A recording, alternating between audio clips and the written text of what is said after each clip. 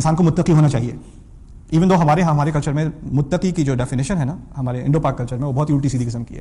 ہمارے یہاں متقی کی ڈیفینیشن بہت ہی پرہیزگار انسان ہو, کبھی مسکراتا نہ ہو, لوگوں سے کبھی بات نہیں کرتا, اگر کسی دعوت میں جائے گا تو کونے میں جا کے بیٹھے گا اور تھوڑے سے دو دانے چاول کے لے کے پھر وہ ذکر کرنا شروع کر دے گا, یہ تقوی والا انسان ہے. باقی سب ہم جہنمی ہیں.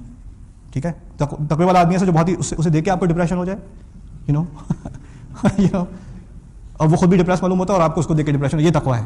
ٹھیک ہے نا, تقوی ایسی کوئی چیز نہیں ہے. اللہ تعالیٰ خود فرماتا ہے هو الذی اضحک وابکا, وہی تمہیں ہنساتا ہے, وہی تمہیں رلاتا ہے. یہ اللہ تعالیٰ کی آیات میں سے ہے.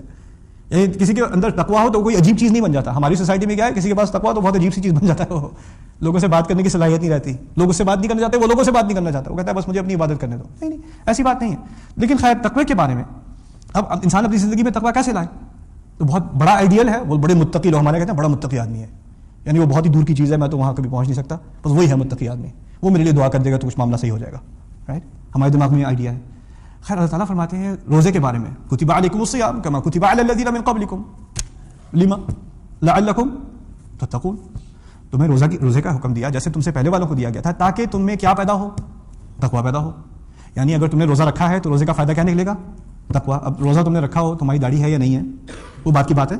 اگر تم نے روزہ رکھا ہے تو اس سے کیا امید نکلے گی, یہ نہیں ہے روزہ رکھو گے تاکہ تمہاری داڑھی نکل آئے, روزہ رکھو گے تاکہ تم حافظ قرآن بن جاؤ. روزے کا فائدہ کیا, تقوی.